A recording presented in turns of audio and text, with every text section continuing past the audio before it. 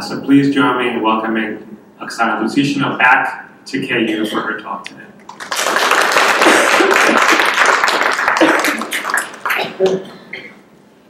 Thank you so much for this introduction, and first of all I would like to thank everybody. It's a pleasure and honor to be here, so thank you so much for Greece and for the Poly Fund and for the community. Thank you for having me, and just like Eric said, this is a homecoming for me of sorts, because I did come to Kansas in 1993 and stayed until 1994 and lived on campus, actually very close from here on Engill Road in one of the dorms. And yes, I have many fond memories, and that experience definitely was formative, because at that time in Ukraine, independent Ukraine, nobody knew much about United States yet. Soviet Union had just fallen.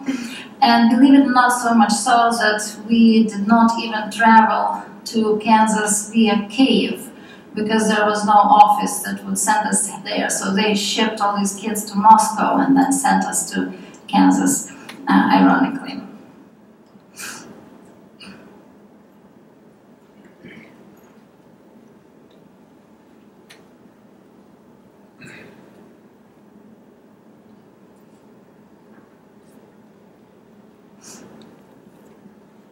So first of all, I would like to dedicate this talk to the memory of Victoria Amelina, a Ukrainian writer who was killed by the Russian shelling last year, and who this year was awarded the Norwegian Writers Association Prize for Freedom of Expression, as well as Salman Rushdie was as well. Victoria Amelina was not just someone I read, but a close friend whom I knew since about 2014. I'm happy that she's being recognized this way, and yet I would have loved to see her being awarded when she was living for all the work that she was doing in Ukraine. In this talk, I will focus on Ukrainian literature and touch upon the issue of decolonizing. I will address literature from the point of view of a literary scholar, a writer, and sometimes a reader, academic background notwithstanding. And my method will be rooting in some of the ideas put forth by Walter Benjamin. In particular, I would like to employ a somewhat non-linear approach stemming from Benjamin's concept of dialectical image, or what he calls dialectics at a standstill, and the idea of constellation of meanings.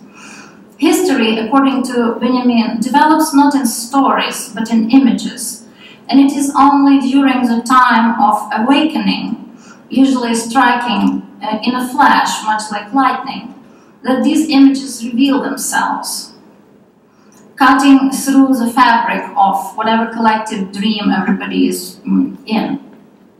Writes Benjamin, quote, "It is not that what is past casts its light on what is present, or what is present its light on what is past. Rather, image is that wherein what has been comes together in a flash with a now, to form a constellation. In other words, image is dialectics at a standstill," end quote. In a dialectical image, it is not only the past that influences the present, but they kind of inform one another, and at the same time remain independent. I find this method relevant for the analysis of a literature of the formerly colonized or post-colonial country, especially because of the complicated temporal relationships that emerge in such circumstances, with the whole part of literary history unknown and newly discovered in an epoch completely different from the one in which it was written, with sometimes perhaps elements of nostalgia or longing for the history that, according to Frantz Fanon, already turned into fossils. And this phenomenon was in particularly analyzed by Oksana Zabushko in her early collection of essays, the 14 Brass Chronicles, where she discusses the films of the early 1990s and how they glorify the past without really understanding the past historically. So I titled my talk "Literature as the Past and the Future, Decolonizing the Ukrainian Present," because I'm especially interested in the above-mentioned position of the observer, who is placed inside the constellation and who can watch the drama of times unfolding from the center of the stage, so to say. And we can see that the literature of other epochs is finally being understood by us. And in the literature of today, we can already trace the new ontology that will result and already results in new epistemology in its turn.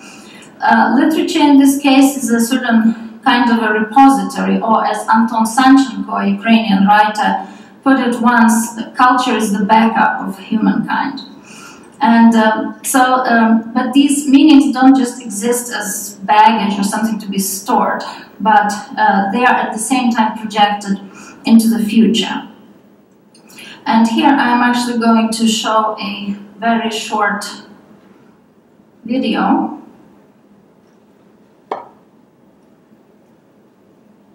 This is the video of liberation of Bakalia in September of 2022. It's a town in Ukraine, not far from Kharkiv. So, and the soldiers are going to remove the banner and find a particular Shevchenko poem underneath it. I will have project the slide with the poem in a while. Yeah.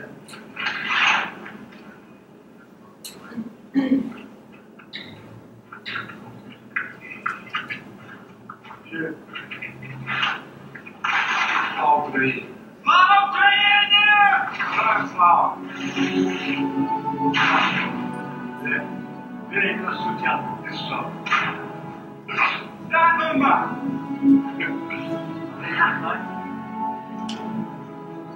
Іван слава сині гори, кривою путь. Іван висарі великі, Богом не забудь. Борітеся, поборете. Вам Бог помагає. За вас правда, за вас сила і воля сказає. Тарас Шевченко!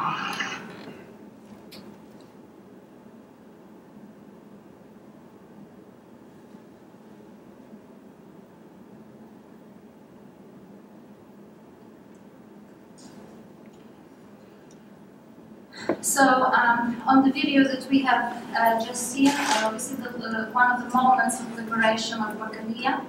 And a group of Ukrainian soldiers removed the propagandist Russian banner that actually states that Ukraine and Russia are one people.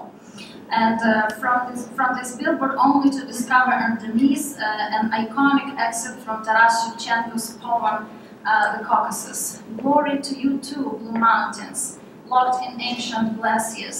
And to you, our noble warriors, God has not betrayed you. You must fight on, you will triumph. God is helping, leading. At your back are justice, glory, and our sacred freedom. So, and we can see the Ukrainian version here for those of us who read Ukrainian. But I'm going to continue with discussing this excerpt. As one soldier removes the banner, the other one reads the poem out loud. The soldier holding the camera is visibly shaken. The banner could have hid anything, and it hid the words that matched the occasion perfectly. Shevchenko in general makes many appearances in the memes, starting from about 2014, when he was portrayed in the Superman's costume with a tire on his shoulder, obviously giving a hand to those who participated in the Revolution of Dignity. And since then we saw him wearing military uniform. Actually, at the end of this video there is one such picture. And sometimes portrayed as, for example, as Shiva with many arms. That's because in Ukraine they call him Sheva, and so Shiva would be a closely related word. And in a variety of other contexts. One thing is evident, that suddenly Shevchenko was not just rediscovered, but finally understood. Well, it's important to acknowledge the prophetic aspect of the episode of removing the Russian banner in the video. I'm interested not just in this coincidence, but also in the immediate reaction of the soldiers.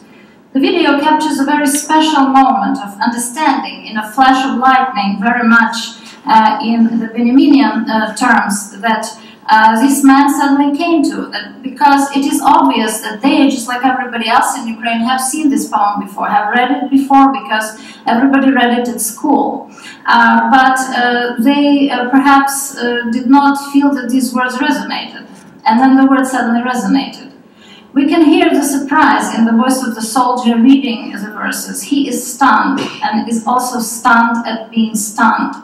The light turns on and illuminates the space and shows the spiral of time not as fragmented but as a whole. It is possible that they must have felt as if the dead have truly risen, just like Shevchenko and Gobert promised us, and are now staring at us. The removal of the banner can be read as a decolonial symbol, the peeling of the layers of debris under which one finds a chance to at last see one's true identity, authentic identity. A colonial propaganda slogan was covering up the words addressed directly to these men, the noble warriors of the poem are them, and it's as if Shevchenko personally greeted them the best he could.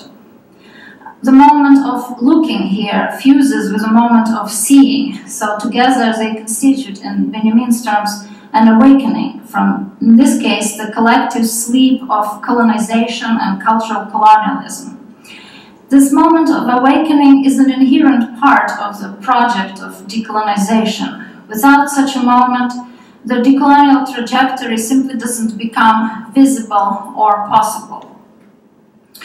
And we all heard this term at this historical moment. It's used a lot in and out of academia, simultaneously signifying a trajectory, a destination, a strategy, and perhaps a host of other aspects. Here I would like to consider the term as it is defined in the works of Catherine Walsh and Walter Mignolo, who contend that decolonization is not an academic discipline, that it is not necessarily as a particular approach or a set of theories, but they use the term praxis that was put forth by Paulo Freire.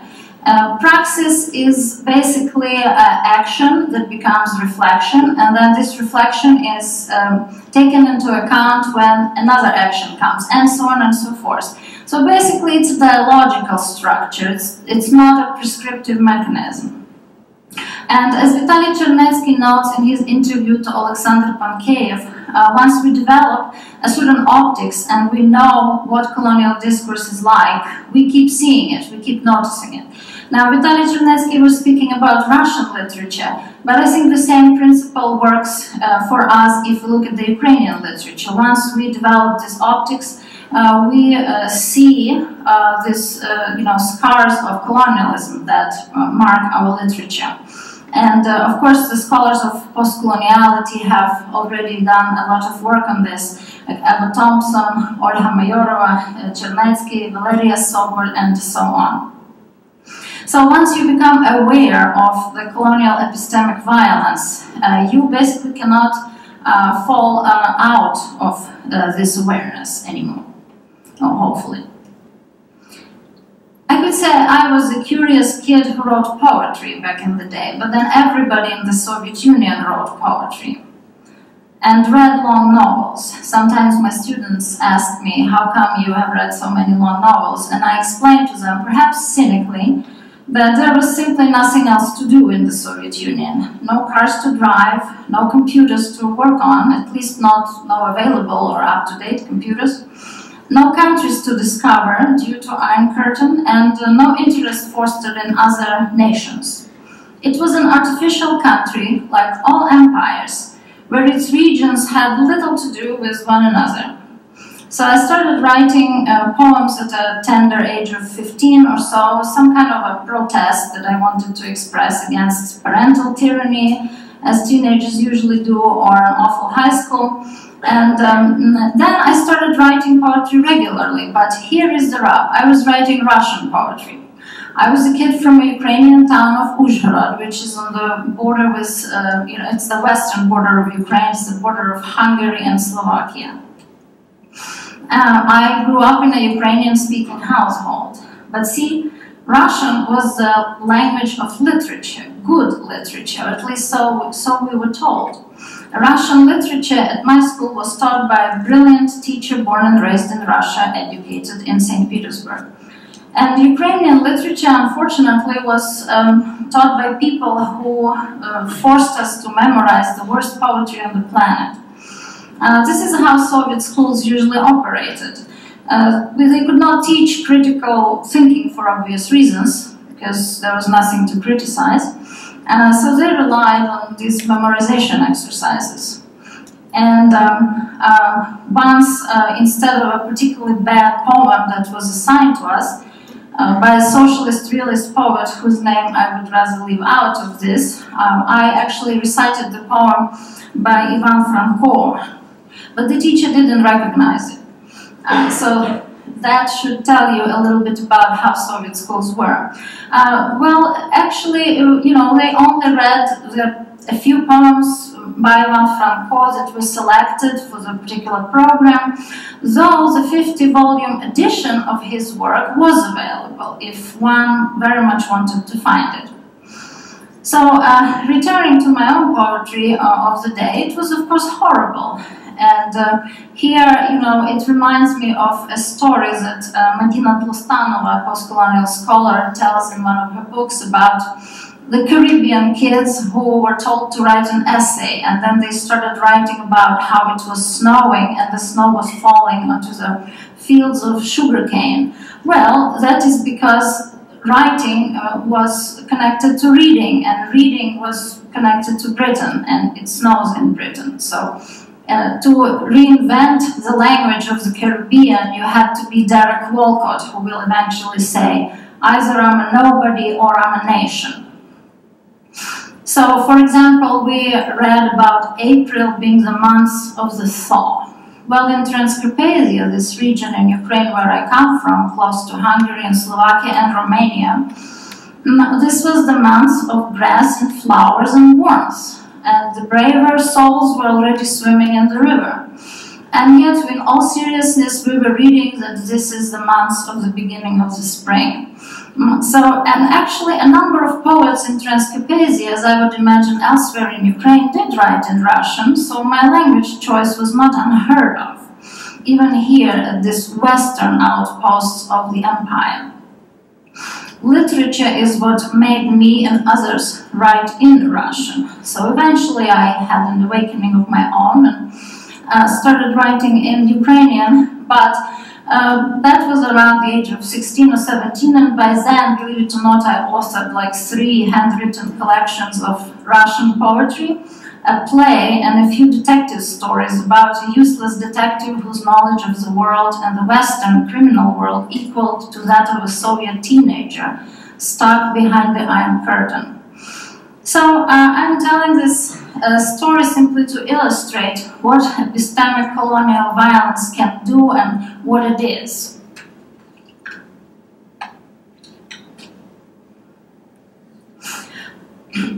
Now I would like to address the issue of colonialism itself. So when talking about colonialism and colonial violence, I like a particular quote from Aimé Césaire, whose words sum up the existential sense of colonization and being colonized.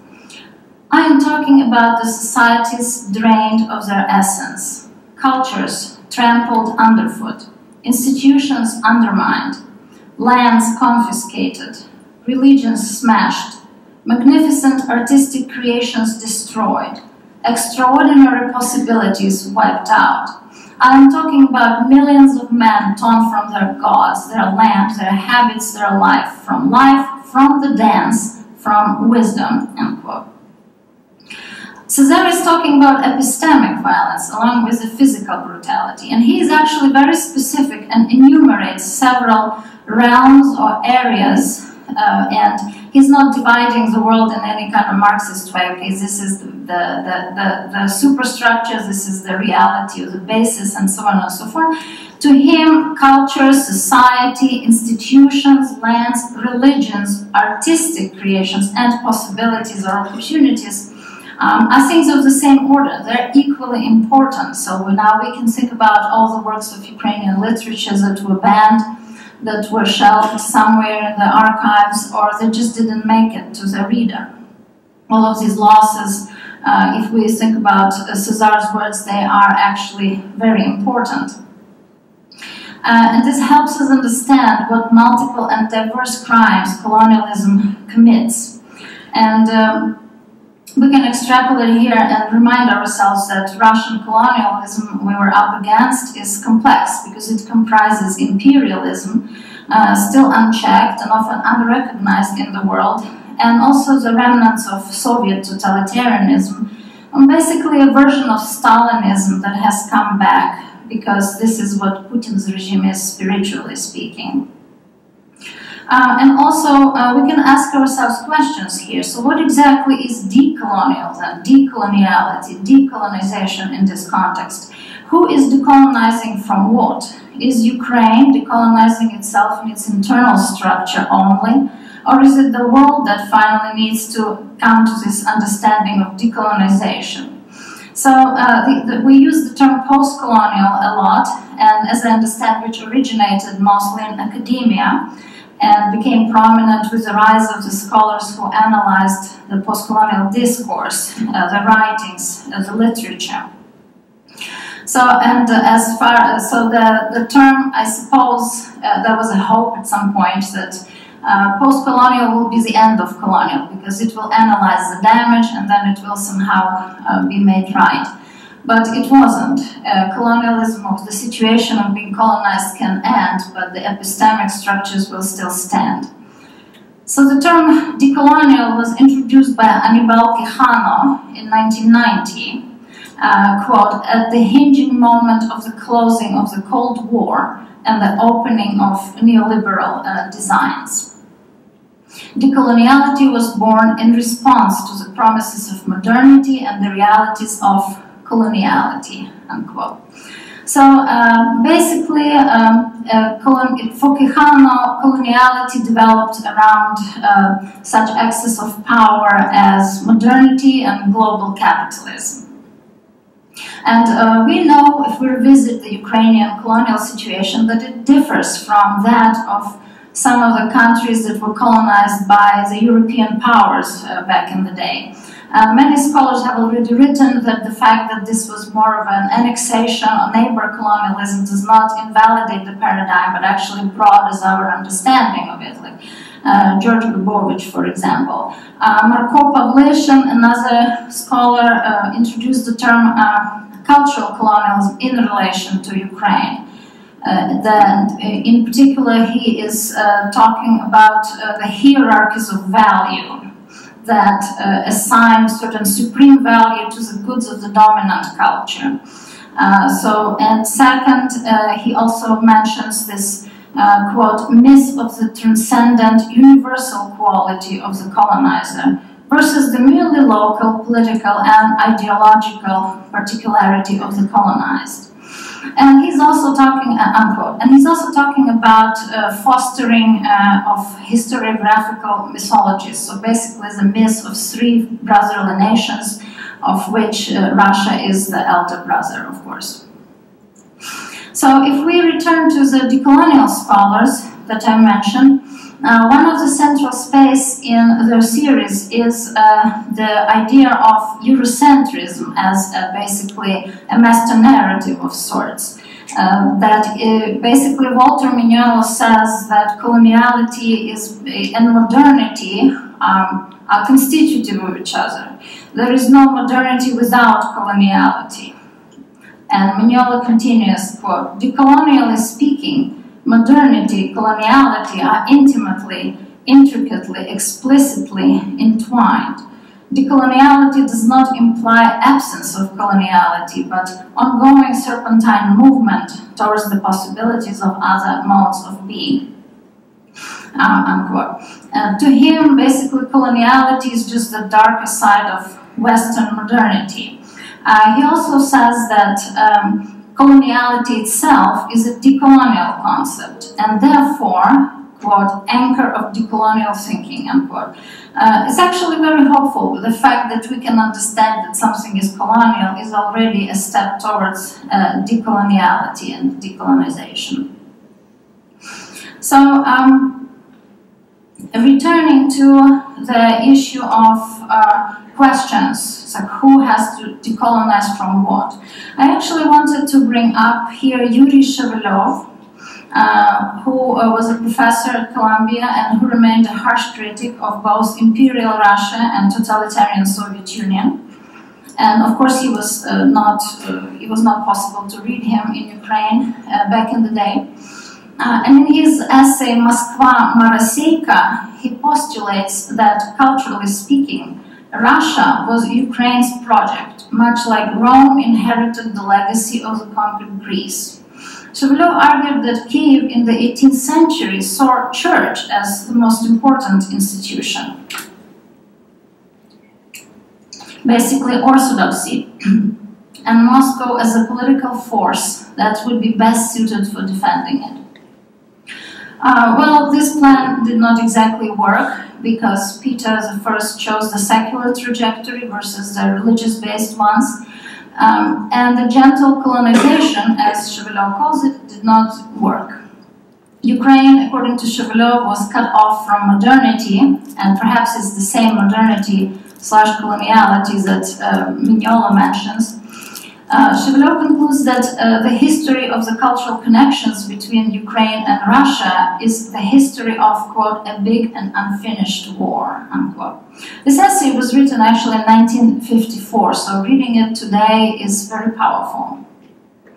However, what we can see here as a pattern is that the idea of a civilized mission that was often used as an excuse for colonizing, so this idea and the actual conquest or annexation are at odds. They're not fused, because the civilizing mission was supposedly performed by Ukraine, but the Ukrainians who went to Russia to do it eventually found themselves kind of trapped and not able to get out.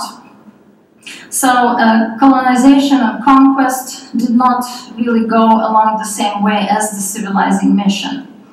And here I would like to revisit another author that has been discovered and rediscovered. Of course, she is one of the top canon authors in Ukraine, and yet she herself called herself Почитаемая, но не читаемая, which is a pun actually in Russian that could be translated as revered but not read. That is Lesa Ukrainka. And this situation where these, Ukrainian pilgrims trying to civilize or whatever it was, Russia are feeling really trapped living in Russia. This is described in one of her most famous drama, Boyarinya. The title translates roughly as the noblewoman, but Boyarinya is the Russian title, and the woman is a representative of Cossack nobility. She's of Cossack stock, she's not Russian, neither is her husband, but suddenly they wear this title of another country, and it feels like it's a carapace that is stifling them. And actually this woman in the play, Oksana, develops a breathing problem, which is very telling and also fits well with this whole idea of squeezing air of somebody. The carapace started to merge with the living flesh, so to say, and transform the victim. If we look at this woman as a prisoner at the center of this story, which Lesa Ukrainka emphasizes, it also resonates with another piece by Lesa Ukrainka that is perhaps a little less known. This is something she wrote in French, addressing the French poets and artists who greeted the Russian Tsars or emperors in Versailles in 1896. I do not have the English version of it. It exists in French, and then they translated it into Ukrainian because they were revising the academic edition, 15-volume edition of Lesa Ukrainka. But Lesa Ukrainka is very straightforward in this piece, so much so that even now, I think this piece in Russia would be met with a lot of suspicion. She point blank calls Ukraine a prisoner. This is basically the title, La Voix d'une prisonnière russie, so the voice of a Russian prisoner. And she shames the French artistic community for what she calls hypocritical behavior. She calls Russia the prison for poets and says that poets can live there only having given up their name or given up everything. And this quote is still relevant, and it resonates with Césaire's quote, because both of them are actually caring for a spiritual aspect of colonization. They both evoke artistic and poetic production.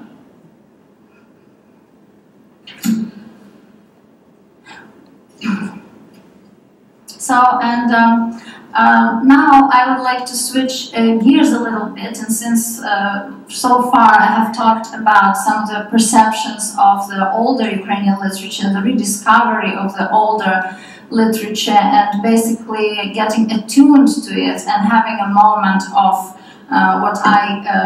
what Benjamin would call awakening, and what I appropriate of Benjamin's terminology and also call awakening, or people suddenly recognize themselves, they see what this work was actually about.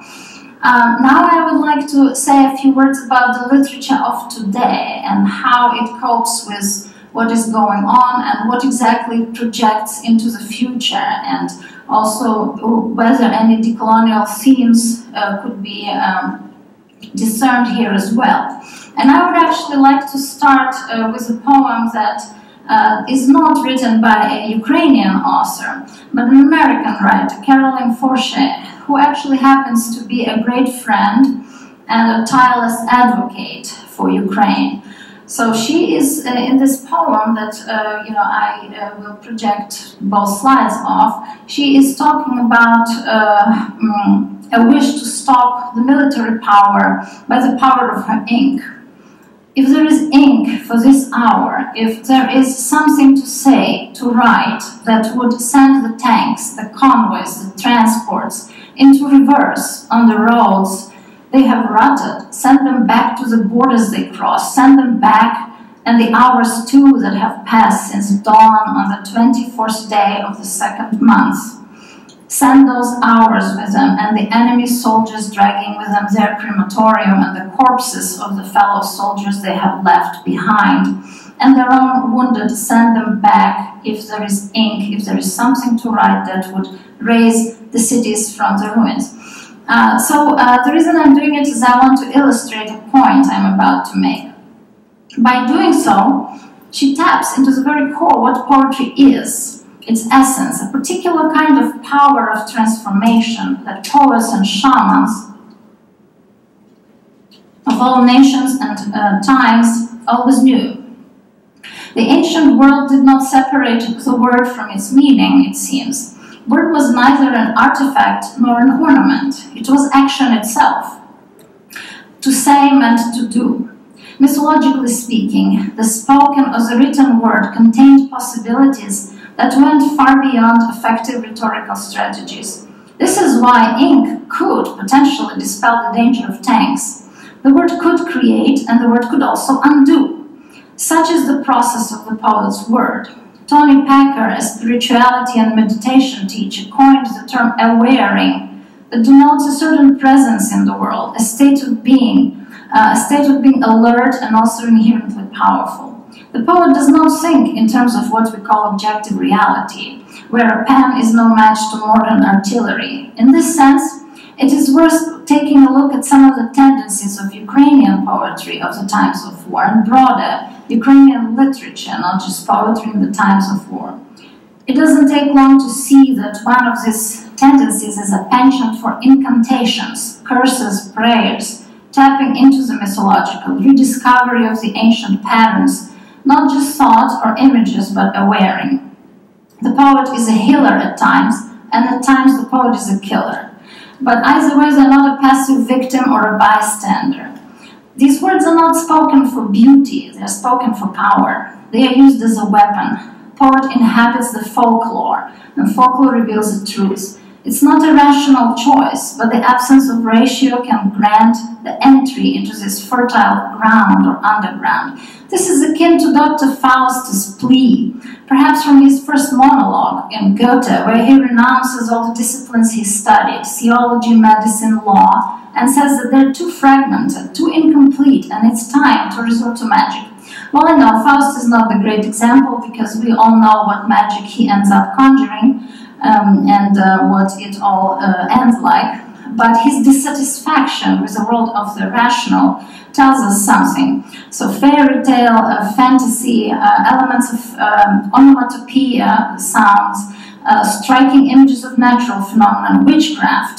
We see these tendencies in Ukrainian poetry today.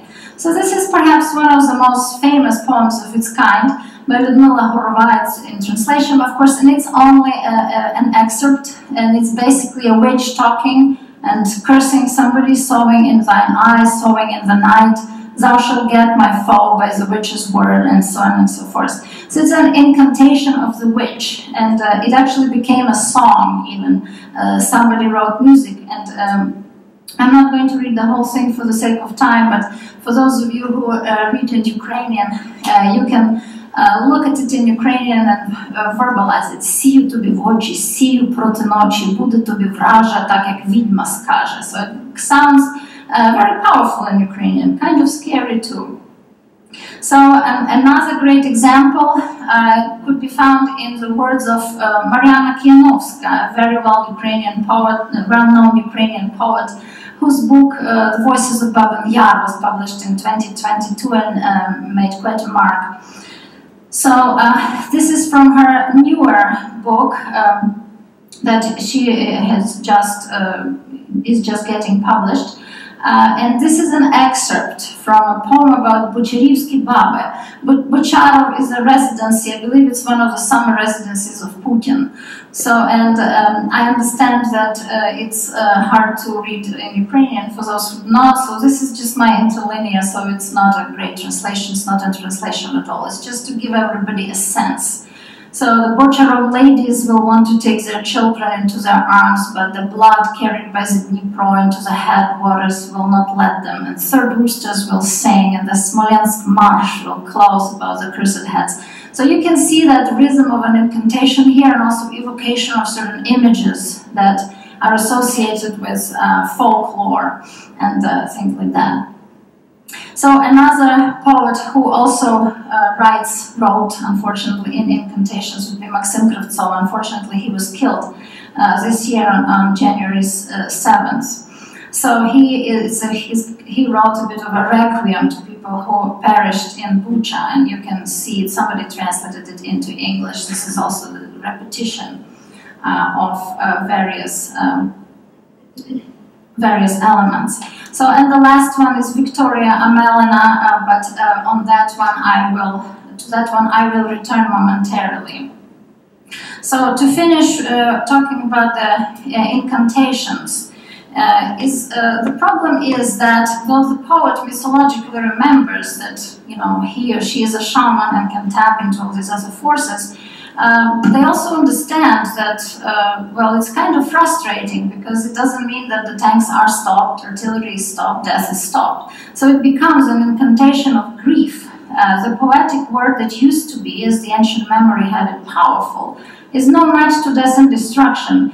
And this loss of the living word in the world that stuns such thing is what a poet feels. So the writers touch their powerlessness, like an ancient shaman suddenly stripped of their powers, standing in the middle of the magical forest invaded by monsters. So, and I wanted to finish just briefly stating that another genre of Ukrainian literature these days is reportage, documentary prose, witnessing, the literature of witnessing. And I think that it sort of gives us a map, what I call a physiology of literature.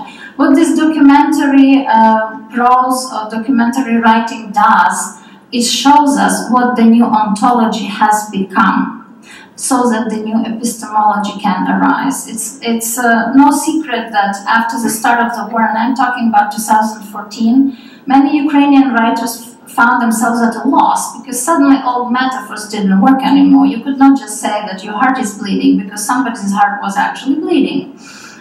So symbols became reality, became difficult to process it. So there have to be new things to talk about. So that's why when soldiers write about combat and their peers, doctors about the wounded, all these new realities emerge. How does a blinded man feel? What kind of darkness surrounds him? The people who lived through occupation write about their feelings when they see the tanks with the letter Z entering the street. This is the feeling that's impossible to imagine if one didn't touch it or live it. So people like Ostap Slivinsky, who compiled the Dictionary of War, Artem Chekh, Alexander Mekhed, Bogdan Litvinenko, Andriy Lyubka, and many others. And I wanted to finish with a poem by Victoria Melina, who's actually a prose writer, but she at some point started writing poems because she felt like no words can capture that which is going on. And it's a poem about, it's in translation by Valzhena Moore, it was published in the New Yorker, and she collected testimonies of the victims of Russian aggression and occupation.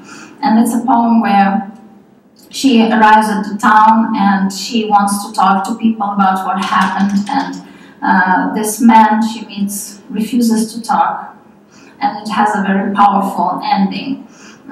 10 speak of a survivor, a man, he's returned from captivity, he could testify.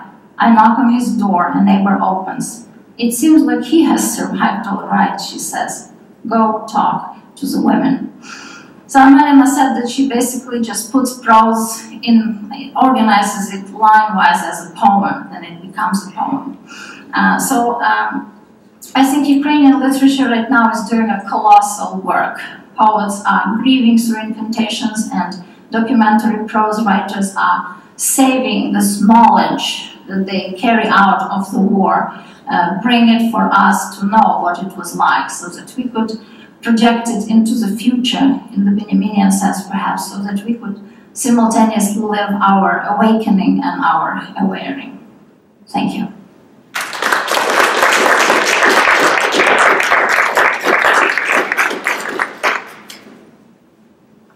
Thank you so much, everyone. I am Vitaly Chernetsky, one of the professors here at KU, and Professor Scott asked me to serve as the moderator for today's Q&A session after Oksana Lutsyshyna's wonderful talk. And I think I'll share the feelings and thoughts of all of us that we're deeply grateful and stunned by the imagery and the power of the true text that you've shared with us. Do we have questions already formulated from the audience? Or are... Okay, let's Thank you so much for your wonderful presentation. And I just have a brief comment and a question. So one of the comments would be that... Okay, should we probably use the maybe. mic so that other people can hear it? Yeah.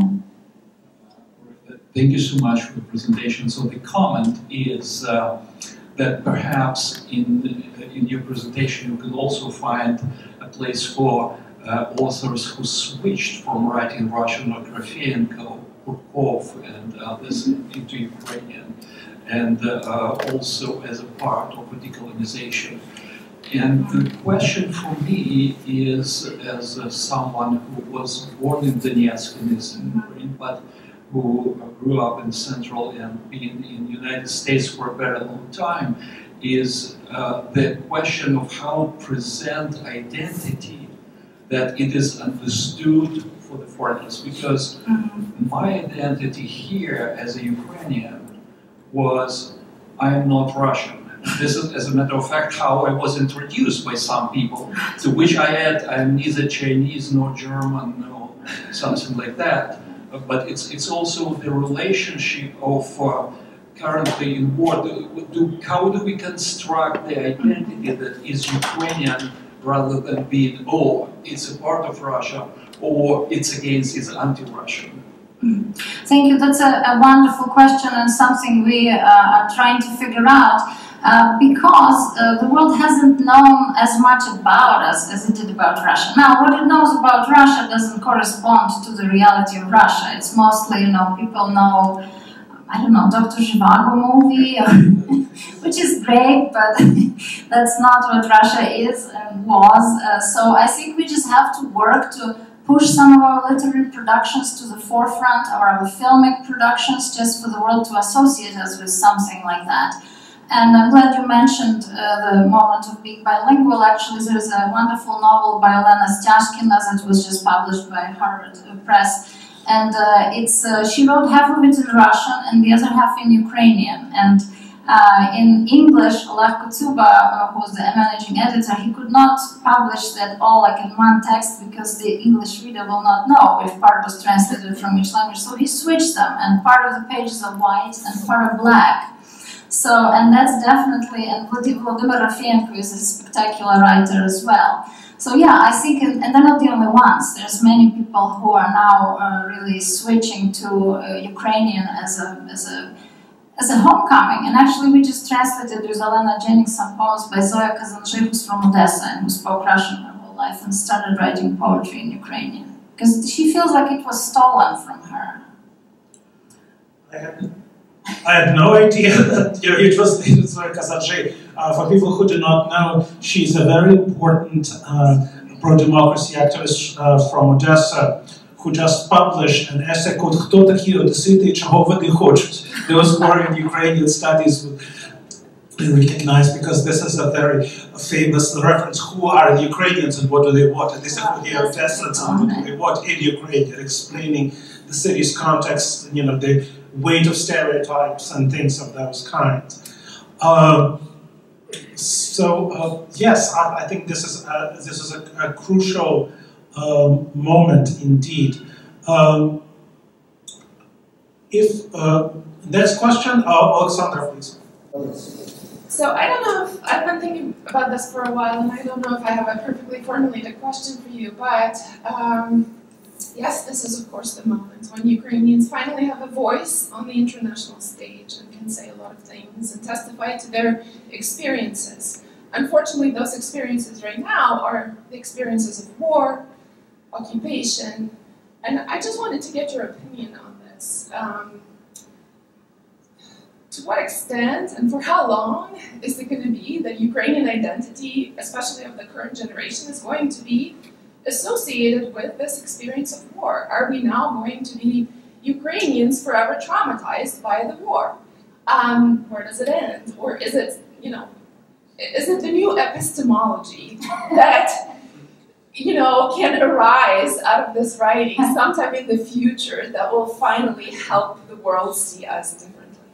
Yeah, that's a great question too, and I think it's one of those very timely questions.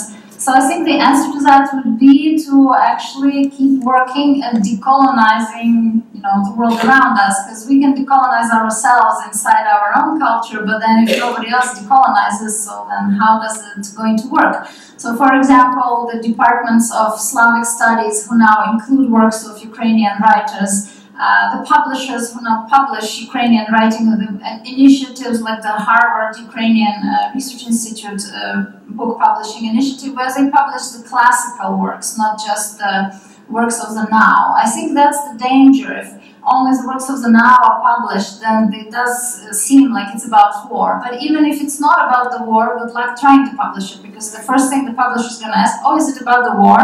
And then you say, well, you see, to understand the war, you kind of have to understand the 300 years prior to this moment. So it's not possible to explain the war with war. So, and the more of us will talk about it, the more of us will, use the power of the institutional affiliations that we have, where we have the privilege of shaping the curriculum. The more people will speak and speak via such, the New York Times, for example, like Oksana Lutsyshyna and others, Artem Chekh also, the better. And it's unfortunately, I'm afraid it's going to be a slow process. So I was curious about your thoughts on decolonization in the sense of public spaces. So right now, all the streets being renamed, not all obviously, and monuments being taken down. Very often there's the case of a street name being decolonized, but in a more neutral sense. So Ulitsa Pushkina becomes Ulitsa Vishneva, and things like that. So I was wondering, how do you think that Ukraine should create fully Ukrainian spaces while also avoiding the mistakes of the Soviet Union and kind of putting Lenin in a Vishvankar? Well, it's actually a true story. In one town, Lenin's head fell off, so they put Shevchenko's head there. It was in the early 90s, of course. Well, I think what happens here is that this decolonization coincided at some point with decommunization and kind of got merged with it. But what the quest is, it's not just against totalitarianism or all that, but also the imperial Russian legacy. So that's why the dismantling of the monuments to Alexander Pushkin, who was actually brilliantly analyzed by Lviv Batuman, I think in the New Yorker, he and some other authors. And there was another article also, a comparison of Pushkin and Shevchenko. So it's not that Ukrainians hate the literatures of other peoples, so to say, but it's more like we know that Russian culture never comes alone, because after the Russian culture come the Russian tanks, and it's not just in Ukraine. I mean, if we look at Russia, it's a federation, but if you look at the indigenous rights, and people speaking about it, and if you think about 2018 self-immolation by Albert Razin of the Udmurtia Republic, so we can see that it's these imperial tendencies happen, and therefore there's no choice but to resist it. And so yeah, so I think we're still just starting to understand what that actually means. Hi, I'm Annie Kokova. I'm a professor of Russian Studies. I came to your talk once on Tolstoy. I remember you. So happy to have you here. Is there something distinctively Ukrainian about the decolonization that needs to take place in Ukraine? And if possible, can you compare with other identities in the region? And if there's any overlap or anything of the sort, I'd just be interested to hear kind of how you see this vis-a-vis other identities. Well, actually, it's probably not quite what you're asking, but the first thought that I had is that once Ukraine decided that, okay, we need our own epistemology, then there started to be great interest to different communities within Ukraine, like, for example, to Crimean Tatars. So the legacy of the Soviet Union was this unification to the point of erasure of differences, and even within one community or one country, different ethnicities would not be given voice or recognized. And I think the fact that in Ukraine now this had become super important, and people who are not Crimean Tatars are studying Crimean Tatar language. I myself am signed in Instagram on somebody's account, a woman who teaches the language. So I think it's a sign to me of decolonization. I think part of what decolonization is recognizing these differences, and something that, again, is sorely lacking, it seems, in today's Russia, so to say. Now, and as for comparing with a broader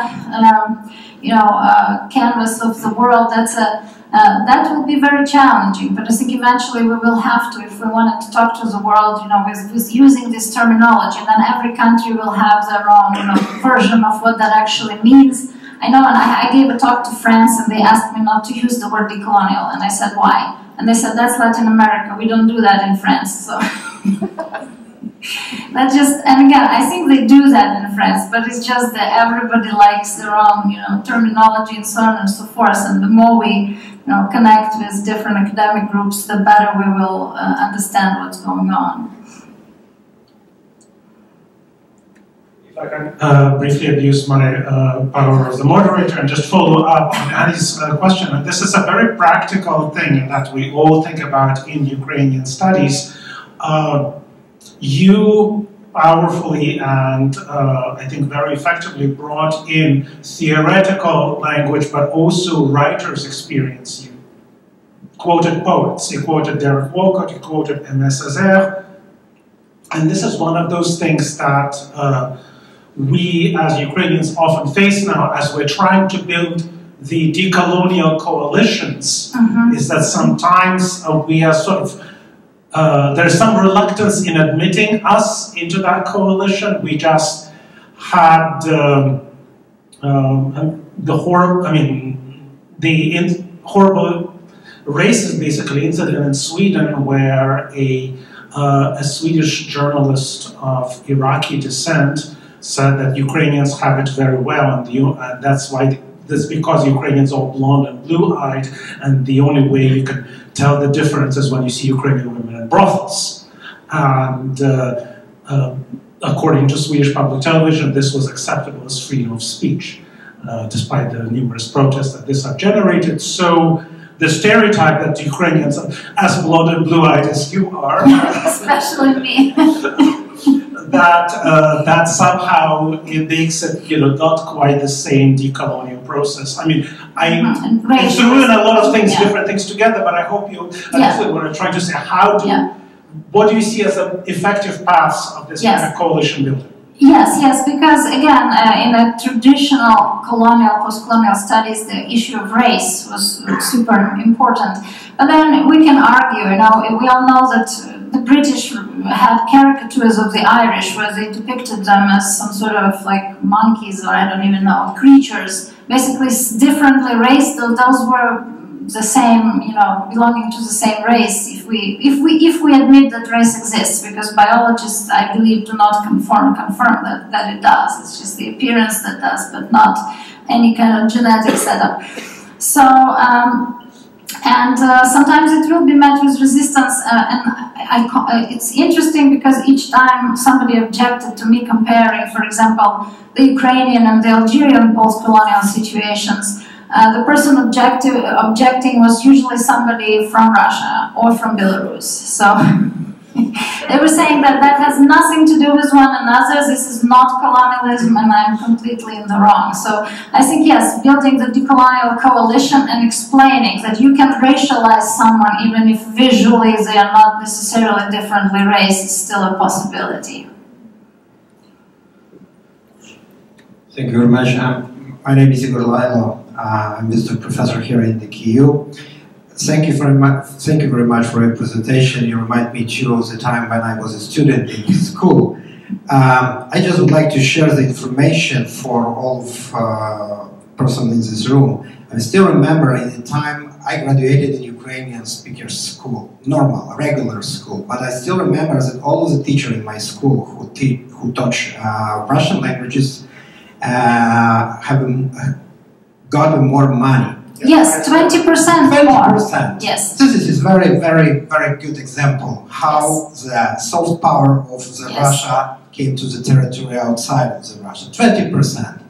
So, and the second information, I still remember approximately 18 years ago, I visited a small city, Shargorod, in Vinnytska Oblast in Ukraine. And this was a wonderful moment. I'm staying in the middle of the city, between Roman Catholic Church, Orthodox Church, and the ruins of the synagogues. And in the middle of this ring stays a huge monument of Lenin.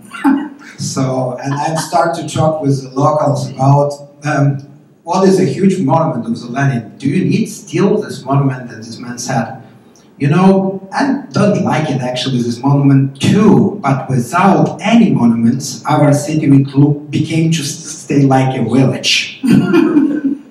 I suppose it's only depend all of us which monument we built in the Shargorod and outside of Ukraine as well. So I suppose it's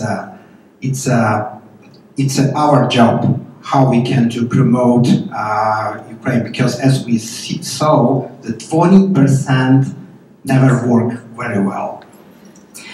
Right, that's actually true, and they divided the class into several groups, so there would be 3 Russian teachers per this and this many kids, whereas for Ukrainian they did not. So the group was much bigger. It's always easier to teach a smaller group, as those of us who are language teachers know. So the Russian teachers, yeah, there were incentives, and this whole economic power that Soviet Union used is a fascinating story. I mean, not in a good way, but. This was historically called Nadbavka для обрусения края back in the 19th century. Обрусение, Russification. Yeah, the extra pay for Russifying. For Russifying the locals. 1863 Russification policies. So it just shows that the echoes between the Russian Empire and the more contemporary period. Just a brief comment to add to this. you're complaining about central Ukraine, and you were complaining about western Ukraine. So there was no Ukrainian school in the city of 1 million people. Right, yes, I know that. Yes, the microphone goes in and out, so I think the battery may be dying. Yes? No? Yes. Yeah, but yes, you're right. This Western Ukraine compared to Donetsk, of course, there were choices because there were most schools were Ukrainian. And in Transcarpathia, we actually had schools with Hungarian language as the main language because of the percentage of Hungarian population. So. All right, we probably have time, and the microphone is back, for one or two questions. So now that everybody's awake,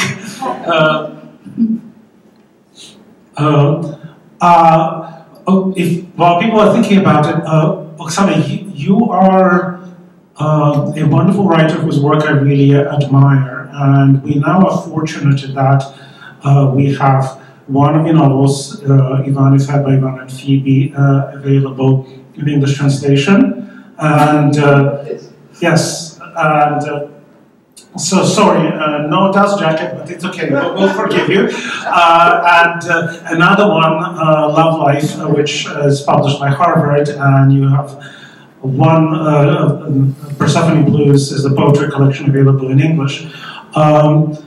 Might I impose for you to read at least maybe one of your poems so that people get a taste of your work? So you have your laptop, so hopefully you have your texts ready for you. Yeah, if my laptop complies, let me see, maybe it won't. Right. Yeah, it would be my pleasure, and I'll try to select something not very long.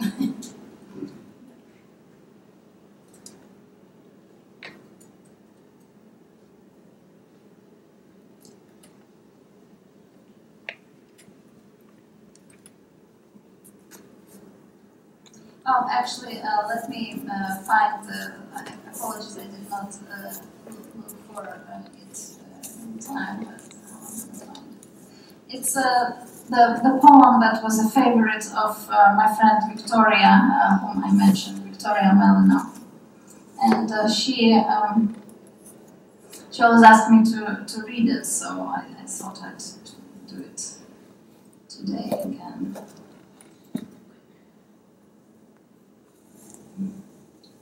Find it.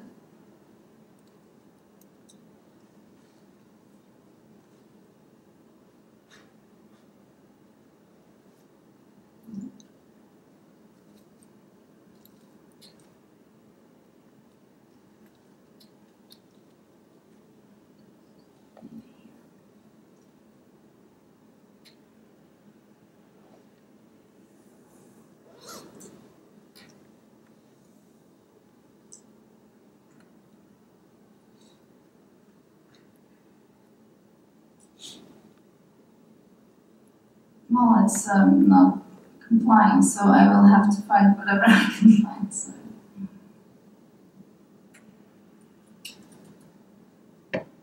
Oh, here. Okay, found it. So it's translated by Olena Jennings. Who is on my side, you ask? Who is on my side? This tree here, as if it could be against you, as if trees could be against people. A whole park of trees, a whole forest, you could say, and all are on your side, all of them. And the cat? Is the cat against you? No, the cat is on your side. This cat and all the world's cats, all on your side, all your army, nimble, yellow-eyed. And God's, yours and others, and everybody's in the world. Won't they help you? Of course they would. They are on your side. How could they be against you?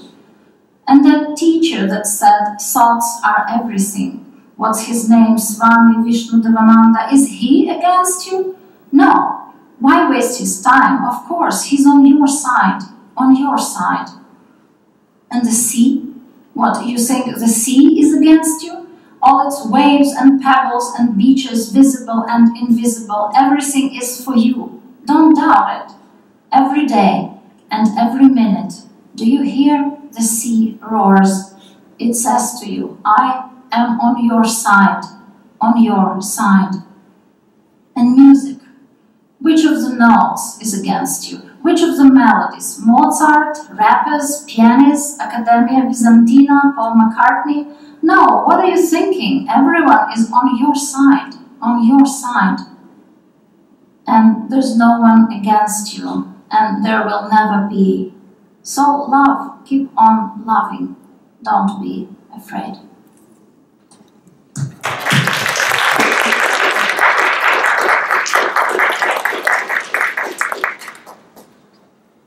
I think with that we can conclude the formal part of our presentation today. Big thanks again to Oksana Lutsyshyna, a dear colleague and a wonderful poet, and a brilliant pedagogue at the University of Texas, Austin. They're lucky to have you. Thank you. And I hope you're having a great homecoming back here to KU. I am. This is very special. Thank you all so much.